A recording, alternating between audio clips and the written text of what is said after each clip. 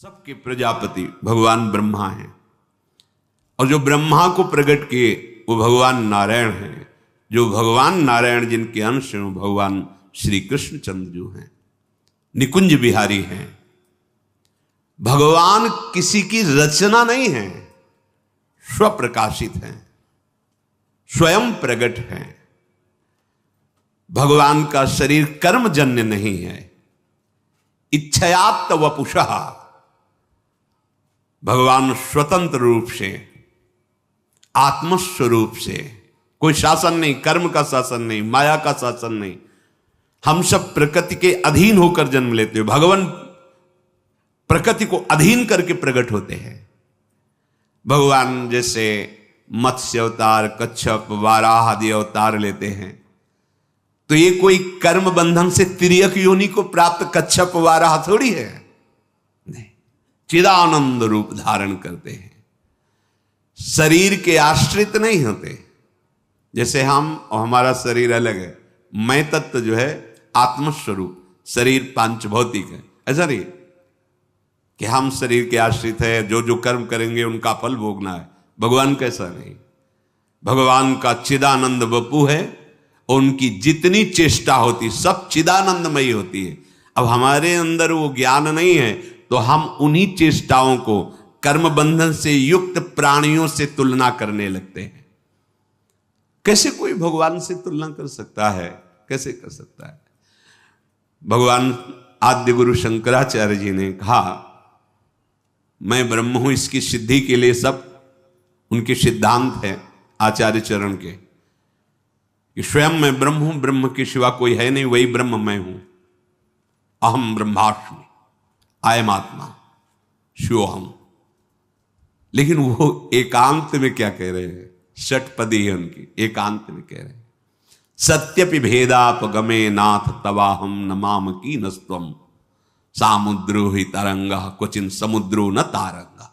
नाथ, यद्यपि सिद्धांत में हम में आप में बिल्कुल भेद नहीं है, बिल्कुल सत्य विषय है, सिद्धांत है, एकोहम बहुश्यामा। पर प्रभु अभेद होते हुए भी बहुत बड़ा भेद है। क्या? समुद्र से तरंगें प्रकट होती हैं नाथ, पर किसी तरंग में ताकत नहीं कि समुद्र प्रकट कर सके। वायु विकार नष्ट हुआ तो तरंग समुद्र रूप हो गई, तो इसीलिए ब्रह्म हो गया वो। देहाभिमान नष्ट हुआ, आत्मस्वरूप में स्थित हुआ, ब्रह्म स्वरूप है, कोई संशय नहीं, अकाट्य बात है। चाहे भक्ति से देखो चाहे ज्ञान से देखो, वो भगवत स्वरूप को ही प्राप्त होता है। बस विकार नष्ट हुआ तो तरंग नाम की चीज नहीं, समुद्र ही है। पर प्रभु भेद इतना है कि समुद्र में अनंत तरंगें प्रकट होती हैं, पर एक तरंग की ताकत नहीं कि समुद्र प्रकट कर सके।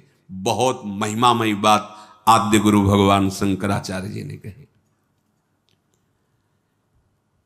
ये जो नहीं जानते हैं वो भगवान श्री कृष्ण को ऐसा कहने लगते हैं।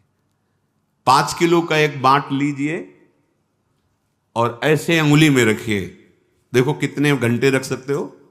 7 दिन 7 रात 5 किलो का बांट रख के दिखाओ। 21 किलोमीटर में फैले हुए गिरिराज जी को हमारे सरकार 7 वर्ष की अवस्था 7 दिन 7 रात ऐसे कहीं भगवान की समानता कर सकते हो?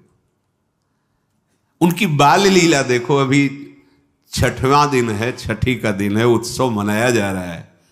देवता कांपते हैं जिससे ऐसी बलशाली है पूतना। कंस के आग्रह से वायु भी थी, उसको सेवा मिली थी ब्रजमंडल में, जितने 10 दिन के अंदर प्रकट हुए बालक है सब मार दिए जाए। बड़ा उत्सव बाबा के दरबार में मच रहा था, लाला का छठी उत्सव मनाया जा रहा, सब ब्रजवासी। तो भगवान ने सोचा है और किसी के घर जाएगी तो हमारे सखाओं को बाधा पहुंचाएगी। उसके मन में एकदम प्रेरणा हुई कि ये सब उत्सव मनाने जाते हैं, जिसका पहले उसी को मारें फिर अन्य सबको। सीधे वाह जी, इतना सुंदर रूप रखा कि मैया यशोदा और रोहिणी मैया ने तो समझा कि साक्षात लक्ष्मी जी पधारी हैं अपने प्रीतम के दर्शन करने के लिए। साविस्तम, ऐसा सुंदर रूप। नूपुरों की झनकार करती हुई अंदर प्रवेश कर रही, किसी की हिम्मत नहीं कि पूछ ले तुम कौन हो, कहां से आए हो। सब रास्ता देते चली जा रही। शायद अगर पूछती, रोकती तो कुछ राक्षसी पना दिखाती, पर अवसर ही नहीं मिला। सामने देखा पालने में अनंत ब्रह्मांडों का पालन करने वाला छोटे छोटे चरणारविंद से खेल रहे, उठा लिया, अपने स्तन का पान करा। छठी का दिन है, ऐसी महाबली पूतना, महान सामर्थ्य से देवता कांपते हैं। 6 कोस में उसका शरीर गिरा था, 6 कोस। ब्रजवासी जैसे कोई बड़ा पेड़ नहीं, ऐसे कई ब्रजवासी लग करके ऐसे कुल्हाड़ से काट काट के उसके शरीर, और दिव्य सुगंध निकल रही, क्योंकि भगवान का स्पर्श हुआ, भगवान ने स्तन, और उसको जो मैया यशोदा को गति, वो उसको गति। कर सकते हो? कैसे तुम तुलना कर सकते हो? कोई 1000-2000 गोपी नहीं है, यूथ की यूथ गोपियां हैं, और सबके पार्श्व में श्री कृष्ण है, सबके गलबहियां दिए हुए श्री कृष्ण है। अगर कहा जाए तो गणना ही नहीं कर सकते कितनी गोपीजन, यूथ की यूथ गोपियां हैं। वेद की ऋचाएं, दंडकारण्य के महर्षि, मिथिला की कितनी कितनी गोपिकाओं के विभाग का शास्त्रों में वर्णन। और जब रास हो रहा है तो हर गोपी के पास श्री कृष्ण है, मनुष्य है। हर गोपी की बाहु में अनंत ब्रह्मांडों के स्वामी श्री कृष्ण है। सबको अनुभव हो रहा है, मेरे पार्श्व में मेरे प्रीतम विराजमान। अनुभव नहीं है साथ, कहां कितना उनकी लीलाओं को धैर्य से सुनो, तुम्हारी बुद्धि पवित्र होगी तो समझ में आने लगेगा। प्रकृतिम स्वामधिष्ठाय संभवामि, भगवान प्रकृति को अधीन करके प्रकट होते हैं। हम सब प्रकृति के अधीन होकर पैदा होते हैं। सामान्य प्राणी प्रकृति के परवश होकर जन्म लेता है, प्रकृति के आश्रित होकर कर्म करता है। भगवान परम स्वतंत्र हैं, वो प्रकृति की अध्यक्षता में प्रकट होते हैं।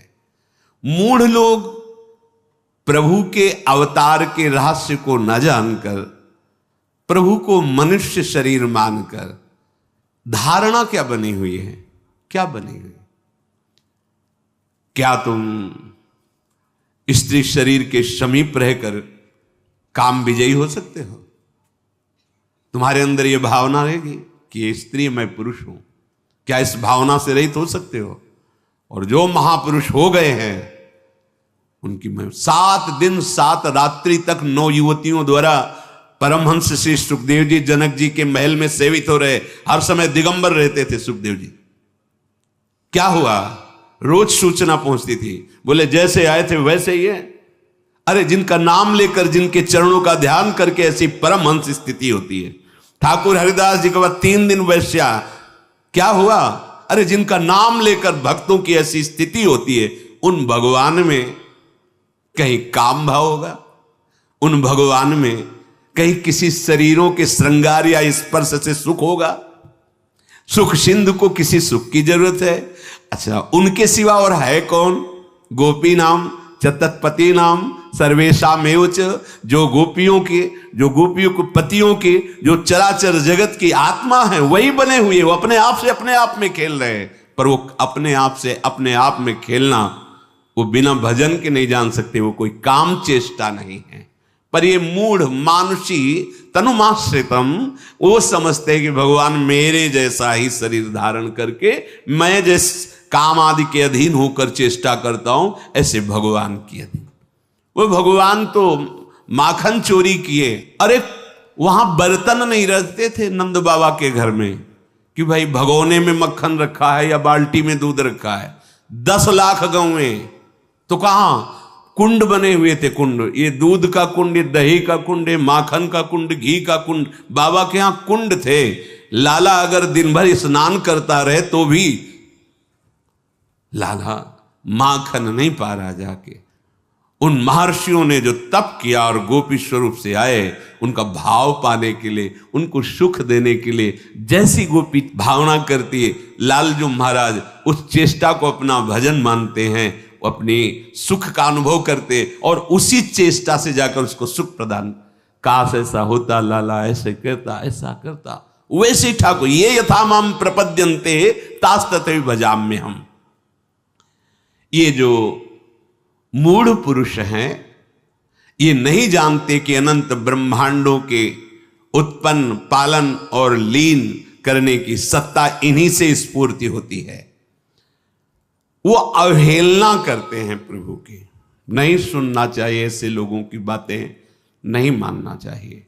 अगर ऐसे लोगों के पास बैठोगे, ऐसी बातें सुनोगे तो भगवत विमुख हो जाओगे। जो हम सुनते हैं, देखते हैं, बोलते हैं, वही मनन होता, जो मनन होता वही हमारी स्थिति होती है। ये उत्पत्ति विनाशशील पदार्थों को सत्य मान करके उनका संग्रह करना और भोगना, यही इनका उद्देश्य रह जाता है। वो ये नहीं जान पाते। जन्म कर्म च मे दिव्य मेवं यो वेत्ति तत्वतः त्यक्त्वा देहं पुनर्जन्म नैति मामेति सोऽर्जुन। भगवान कह रहे हैं, बड़ी कृपा करके भगवान अवतार लेते हैं। ये दुष्टों को मारना भगवान के लिए कोई बात नहीं। एक संकल्प करते हैं तो सृजन पालन लीला उसी संकल्प से चलती रहती है। अनंत ब्रह्मांडों का सृजन निमेष में, उनके लिए बोले कंस को मारने के लिए भगवान का अवतार हुआ, रावण को मारने के लिए भगवान, जिनकी एक इच्छा मात्र, एको हम बहुश्यामा। कैसे कैसे ये केवल अनुग्रहाय भूतानां मानुषम देहिमास्थिता भजते तादृशी क्रीडा या श्रुत्वा तत्परो भवेत। भगवान कृपा करके अवतार लिए हैं, जो उनके प्रेमी जन हैं उनको सुख प्रदान करने के लिए, जो भूले हुए जन हैं उनको ऐसी लीला जिसका गायन करके, श्रवण करके परम पवित्र हृदय होकर उनकी प्राप्ति कर ले। भगवान की लीला गायन श्रवण से जैसी पवित्रता प्राप्त होती, ऐसे और किसी साधन से नहीं। कि रत्नावती जी ने केवल भगवान की महिमा सुनी, लीला सुनी, महान भागवत भक्त भूप कहकर उनको नाभाजी ने संबोधन किया। मथुरा की ब्राह्मण पत्नियां केवल भगवत चर्चा सुनी, उसके प्रभाव से भगवत साक्षात्कार हुआ। भगवान कृपा करके अवतरित होते हैं, ऐसी लीलाएं करते हैं जिनको हम गा करके, सुन करके, चिंतन करके भगवान की प्राप्ति करते हैं। इसलिए भगवान कह रहे हैं, जन्म कर्म च मे दिव्य। भगवान के जन्म कर्म दिव्य हैं, हमारे पार्थिव हैं। भगवान जन्म मृत्यु से सर्वथा अतीत है। वैसे जो भगवान के स्वरूप का वर्णन है, भगवान ही कह रहे हैं, अजोपि सन्न्यव्ययात्मा भूतानामीश्वरोऽपि सन् प्रकृतिं स्वामधिष्ठाय संभवाम्यात्म मायया। मैं अजन्मा हूं, मां के गर्भ में नहीं जाते भगवान। जैसे देवकी मैया या कौशल्या मैया अनुभव होता है, ना होने पर कितना नानात्व का अनुभव हो रहा है। अरे एक स्वप्न में देख लो, न कोई वस्तु होती है, न व्यक्ति होता है, न कोई प्रिय होता है, न कोई अप्रिय होता है, लेकिन सब कुछ होता है। इस जगत में एक प्रभु के सिवा कुछ नहीं है। लेकिन देख लो, सब दिखाई दे रहा है, क्या है? ये माया है। उसी भगवान की माया से ऐसा अनुभव होता है कि मेरे गर्भ है, पर भगवान गर्भ से नहीं प्रकट होते। भगवान बाहर प्रकट जहां भी अवतार हुआ देख लीजिए आप। कंस कारागार में भगवान पहले अपने स्वरूप में प्रकट होते हैं, चतुर्भुज परमेश्वरशाली महामहिम, स्तवन करते हैं वसुदेव जी, देवकी जी।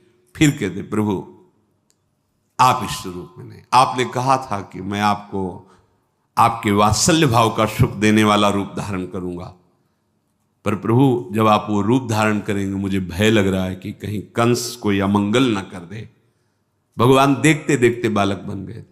ऐसे ही चक्रवर्ती सम्राट महाराज दशरथ जी के महल में भी कौशल्या जी के सामने भगवान पहले अपने स्वरूप में प्रकट हुए, फिर माता मुनि बोली सोमति डोली तजहु ताते रूपा कीजय शिशु लीला अति प्रीशीला सुसुख परम मनूपा। तो सुनि बचन सुजाना रोदन ठाना होई बालक। ऐसा नहीं हुआ कि भगवान जैसे अपने गर्भ में रहते हैं 9 महीने फिर प्रकट होते हैं, ऐसा नहीं। भगवान प्रकट होते हैं। माता ने स्तवन किया कि आप शिशु लीला का वरदान दिए थे कि आप हमारे ये सौभाग्य कि आप हमारे पुत्र हो, तो आप उसी रूप में आओ। सुनि बचन सुजाना रोदन ठाना वही बालक स्वरूपा। उसी समय भगवान बाल स्वरूप हो जाते हैं। यद्यपि भगवान करे अजोपि सन्य व्यय आत्मा, मैं अजन्मा हूं, अजह अजन्मा हूं, अव्यय आत्मा, मैं अविनाशी हूं, फिर भी अपने भक्तों के लिए, संपूर्ण प्राणियों के परम कल्याण के लिए मैं अपनी प्रकृति को अधीन करके प्रकट होता हूं, देह धारण करता हूं। जब तक हम भजन नहीं करेंगे तब तक भगवान की लीला, भगवान की महिमा को हम नहीं जान पाएंगे, क्योंकि हमारी इच्छाएं तो अभी भोगों में है। जहां इच्छा है वही ममत्व है, आसक्ति वही चिंतन है। कैसे जान पाएंगे? जब तक उनका चिंतन नहीं है तो कैसे जान पाओगे? संसार का चिंतन करने वाला हृदय कभी भगवदानंद का अनुभव नहीं कर सकता, और जो भगवदानंद का अनुभव करने वाला, अनन्य चिंतन करने वाला, उसकी दृष्टि में संसार होता ही नहीं है। वहां केवल प्रभु होते, केवल प्रभु, वासुदेवा सर्वम, केवल भगवान। ये ऐसा जैसे आपको दिखाई दे रहा है तो लगता है भावना करनी होती है, ये प्रारंभिक है ही नहीं कोई, केवल प्रभु ही। देखो गोपीजन कह रहे जित देखूं तित श्याममयी, श्याम ही श्याम, जड़ चैतन्य कछु नहीं दिखत, जित दिखत तित श्याम खड़े। भगवान जब प्रकट होते हैं तो लीला ऐसे ही करते हैं कि कोई विवेकवान भक्तिवान ही भगवान को समझ पावे, नहीं तो जैसे सत्राजित पधारे ना, तो सत्यभामा के साथ भगवान भी रो रहे थे, बड़ी विपत्ति आई, हमारे ससुर पधार गए, वैसा ऐसा। लीला ऐसी लीला करते हैं कि ये लगेगा कि भगवान है भला। हमें तो बात जाने दो, गरुड़ जी को नागपाश में बंध गए, मुझे छुड़ाना पड़ रहा है। इसीलिए इनकी शरण में रह के इनसे प्रार्थना करता रहे कि कभी हमारे नेत्रों में आपकी माया का पर्दा न पड़ने पावे नाथ। भगवान की लीलाएं अलौकिक हैं। भगवान का चिदानंद धाम है, जहां अनादि अनंत, अनादिकाल से अनंत काल तक उनकी चिदानंदमयी लीला होती रहती है। उन्हीं भगवान को सर्वांतर्यामी रूप से निराकार भाव से उपासना की जाती है। जब अवतार लेते हैं तो सगुण साकार। इसीलिए हरिराम व्यास जी और बड़े बड़े महापुरुष कहते हैं निर्गुण सगुण ब्रह्म ते न्यारे, दोनों से बिलग, क्योंकि इन्हीं से है वो हमारे बिहारी बिहारिंजू, जो नित्य वृंदावन चिदानंद धाम है। ये अपने महल में विराजते हैं बिहारी बिहारिंजू, और इन्हीं के अंश से सब ये लीलाएं होती रहती है। अब यहां से जब अवतार लेते हैं ब्रजमंडल में, तो यहां 2 अवतारों की लीला आती है। एक भगवान के ईश्वर अवतार जो कंस कारागार से नंदालय में पधारते हैं, और एक निकुंज से जो अद्भुत रास विलास लीला करते हैं। अगर ये रास विलास लीला भगवान नारायण की होती तो ध्रुवदास जी ने वर्णन किया है, शिव श्रीपति यद्यपि ललचाही मन प्रवेश तिन उनको नाही, निगमागम की कौन चलावे महाविष्णु के मन नहीं आवे, या रस को तवही अधिकारी कृपा करें जब राधा प्यारी।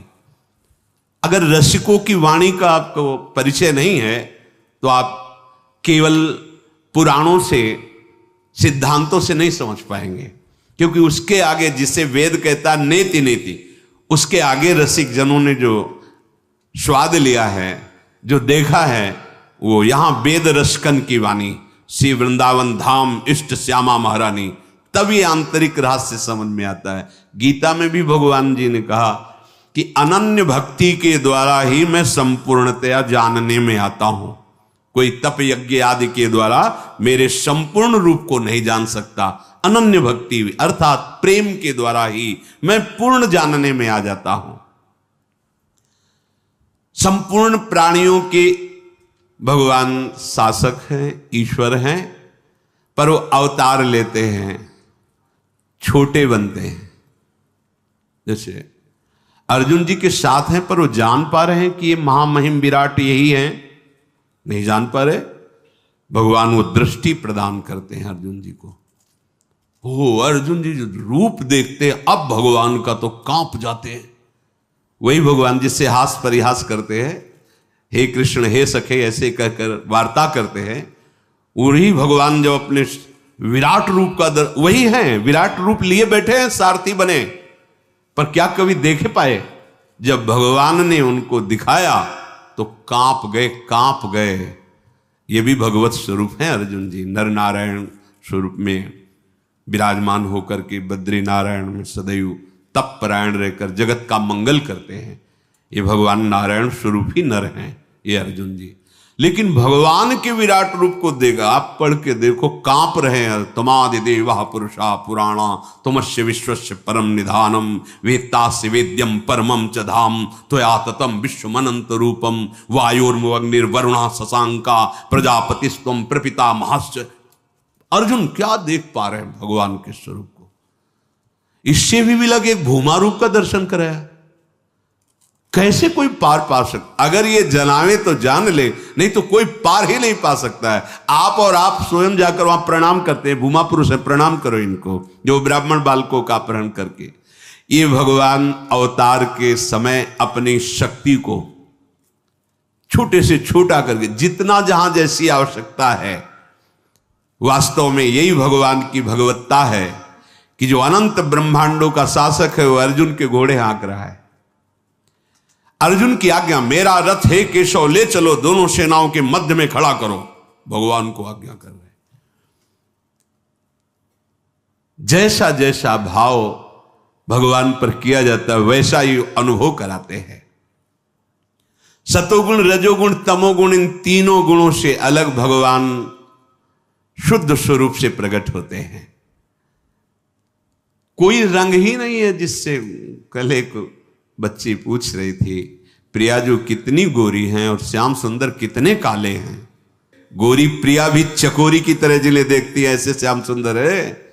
नंद के लाल हरियो मन मोर, कौन बोल रही है? हमारी स्वामिनी जी, जिनके रूप का वर्णन करने के लिए उनकी सखियां कहती तेरो रूप कहत नहीं आवे। प्यारी जी कैसी कोटि कोटि रसना जो रोम रोम प्रति होए, प्यारी जू के रूप को न प्रमाण कहे जाए। चाहे स्वामी जी बोले, चाहे हित जी बोले, चाहे ध्रुवदास जी बोले, जितने रसिक महापुरुष, ऐसा रूप प्यारी जी चकोरी की तरह देखते हैं। थे कहत चहत प्रीतम दिशि बदन चंद्र मनो त्रसित चकोरी। आप देखो ऐसे हैं काले श्याम सुंदर कि गोरी प्रियाजू के नेत्र चकोरी की भांति उनके रूप लावण्य मिले। ऐसे मत समझना कि श्याम सुंदर काले जैसे है, ऐसे नहीं है। मुनि मन मोहन, विश्व मन मोहन, मदन मन मोहन और सुमन मन मोहन। नंदालय में जो खंभे हैं वो मणिजटित हैं, तो लालजू की जो प्रतिबिंब जब तो माखन खाएगा, ऐसे कितना सुंदर रूप। और मैया देखकर आनंद ले। स्वमन मनमोहन, अपने रूप को देखकर लुभायमान हो जाते हैं और कहते हैं हमसे दोस्ती करोगे? वो रूप दिखाई दे रहा है, बहुत सुंदर, माखन खाओगे? नहीं खाओगे। अच्छा, प्रभु अनंत ज्ञान के समुद्र, अनंत रूप के समुद्र। और प्रियालाल का जो रंग है वो प्रकृति में है ही नहीं है। प्रकृति में सतोगुण रजोगुण तमोगुण से ही सब कुछ प्रकट हुआ है। और प्रभु का त्रिगुणातीत रूप है। सच्चिदानंद रूप है, तो स्याही ही सच्चिदानंद नहीं तो कैसे बना है? पर जितने रूप है सब उनके हैं, क्योंकि कहो सो कहा जहां प्रभु नहीं, पर होते हुए भी अभी वो नहीं, और वही ना होते हुए भी सब जगह है। बड़ी सुंदर पहेली है, सुलझा लो तो महापुरुष हो जाओगे। सबसे परे सब में भरे वही है, पर इतने सुंदर हैं कि तुलना में कुछ है ही नहीं। अनंत ब्रह्मांडों में है ही नहीं कि कैसे श्याम रंग की तुलना। बस ऐसे समझो जैसे द्वितीया का चंद्रमा प्रकट हो तो शाखा चंद्र शाखा में ऐसे, ओ देखो वृक्ष की डाल के एक हाथ ऊपर चंद्रमा दिखाई दे रहा है, ऐसे कि जैसे नवीन जलधर मेघ की कांति, जैसे केकी कंठाभ नीलम, पर नहीं है, उपमा नहीं। श्याम सुंदर की श्रीअंग कांति की तो बात जाने दो, उनका जो मोर पंख लगा हुआ है ना मुकुट में, मूर्छित हो जाओगे उसकी सुंदरता देख के। मोर है ही नहीं मोर पंख में ऐसा। दोनों अलग अलग करके दर्शन कराए जाते हैं जब उपासक आगे। चिदानंद में दिव्य कांति प्रकट हो रही मोर पंख में की, अरे उनके अंगों की तो बात जाने दो। भगवान शिव जब मुकुंद के चरणारविंद उनके ध्यान में आ जाते हैं ना तो उन्मत्त होकर तांडव करने लगते हैं। आनंद सिंधु के चरण ब्रह्मानंद में छके हुए मधुसूदन सरस्वती जी महाराज जब इनकी रूप कांति देखते हैं ना तो कहते कृष्णात् परम किमपि तत्व माम न जाने। अरे होश उड़ जाए, ऐसे ठाकुर है, ऐसी श्याम कांति है जिसकी उपमा ही नहीं है। ऐसा लावण्य लालजू का, रसदात्री प्रियाजू का ऐसा सौंदर्य, ऐसा स्वरूप, यही सुख प्रदान करने के लिए दोनों युगल सरकार अपने अंश से वृषभानु भवन में और नंदालय में प्रकट हुए। तो जो भगवान के जन्म कर्म दिव्य हैं, ये पहले स्वीकार करो। स्वीकृति से ही आपकी अध्यात्म उन्नति होती है, ध्यान रखना। अगर देहाभिमान भाव है तो बड़े से बड़ी साधना कर लो, उसका फल मिलेगा, ब्रह्मलोक तक पहुंच सकते हो, लेकिन जीवन मुक्त नहीं हो सकते, प्रेमी नहीं हो सकते। स्वीकृति, देह स्वीकृति तो ब्रह्मलोक तक जा सकते हो। बड़ी बड़ी साधना, बड़ी बड़ी तपस्या, मैं तपस्वी, मैं साधक, मैं त्यागी, मैं, उसका फल मिलेगा आपको। लेकिन इस मैं का समर्पण जब होता है तब जो दिव्यता आती है। ये समर्पण कब होता? पहली स्वीकृति हृदय में कि प्रभु हैं, प्रभु दिव्य है, उनकी लीला दिव्य है, उनका नाम त्रिगुणातीत है, उनका धाम त्रिगुणातीत है। किसी की मत सुनो। ये जो नाम की निंदा करते हैं, धाम की अवहेलना करते हैं, नामों में भेद पैदा करते हैं और नाना प्रकार की उपासनाओं में, ये भगवान की माया के द्वारा हमारी परीक्षा हो रही अपनी इष्ट निष्ठा की। किसी की निंदा नहीं करनी, पर अपनी इष्ट निष्ठा की, जो गुरु प्रदत्त नाम धाम रूप लीला। कोई भी ज्ञानी महापुरुष, कोई भी सिद्ध महापुरुष बिना नाम के नहीं है। खूब भ्रमण करके बड़े बड़े ब्रह्मानंद में छके हुए महापुरुषों के संग से बात अनुभव करके, वो भी नाम में ही लगे हुए। अनुभूति हो गई है, पर अपने आत्मस्वरूप प्रभु की सेवा में। हमने तो बड़े महापुरुषों को देखा शालिग्राम भगवान की सेवा करते, ब्रह्मबोध संपन्न महापुरुष, चरणामृत लेना, तुलसी चढ़ाना, प्रणाम, संन्यास, ब्रह्म मार्ग, ब्रह्म की अनुभूति करने वाले। हाँ, अरे सनकादि से बढ़कर कौन है? हरिशरणम हरिशरणम। होश में कलयुग है, जिससे तुम्हारा काम बनेगा उसी को बिगाड़ दिया जाएगा, वही भाव बिगाड़ दिया जाएगा। मत सुनो किसी की बात, मान लो खुद तुम्हारा हृदय कहने लगेगा कि आप सत्य मार्ग में हो। भगवन नाम, भगवत लीला गुण गायन श्रवण और भगवत धाम, ये उपासना के विशेष खंभ हैं। इन्हीं पर प्रेम प्रसाद, प्रेम महल खड़ा होगा और उसी प्रेम महल में प्रिया प्रीतम की लीला में आपका प्रवेश होगा। भगवान का जन्म मृत्यु से सर्वथा अतीत स्वरूप है। कहीं ऐसा थोड़ी हुआ कि भगवान पधारे तो फिर उनके श्री विग्रह को संस्कार किया गया, कहीं ऐसा? अगर ऐसा कहीं तो वो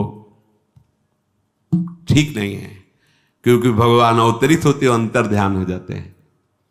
भगवान श्री राम अपने परिकर सहित सरयू में अपने साकेत धाम पहुंच गए।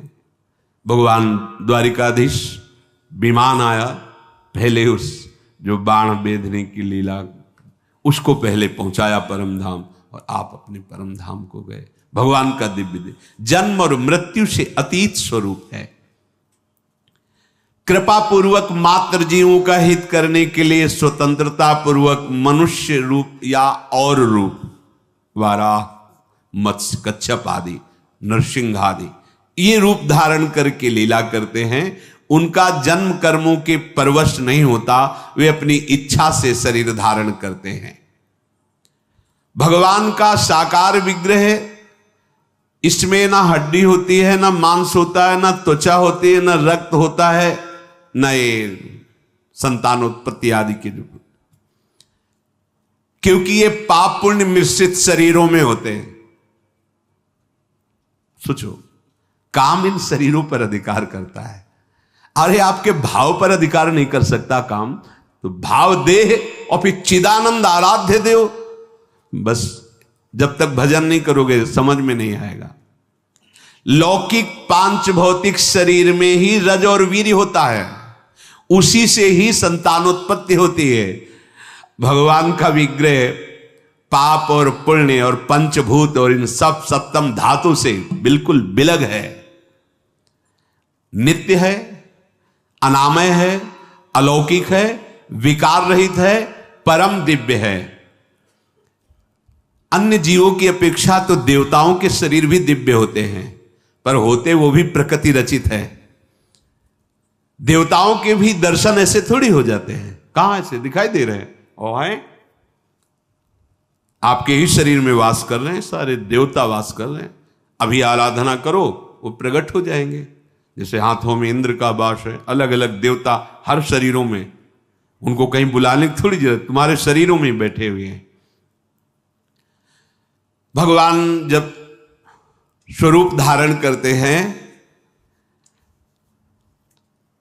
तो जहां जहां प्रकट हुए हैं वो अपने स्वरूप में, फिर बाल रूप में, पर लोकाभिरामम स्वतनुम धारणा ध्यान मंगलम योग धारणा अग्नेया दग्ध्वा धामा विशद स्वकम।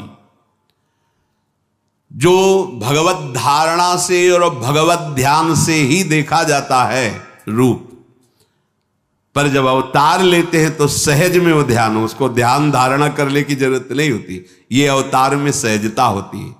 प्रभु जब अवतार लेते हैं, प्रकट होते हैं, तो ये सहजता होती कि जैसे योगी लोग धारणा और ध्यान के द्वारा फिर उसका अनुभव करते हैं, ऐसे सहज में दर्शन।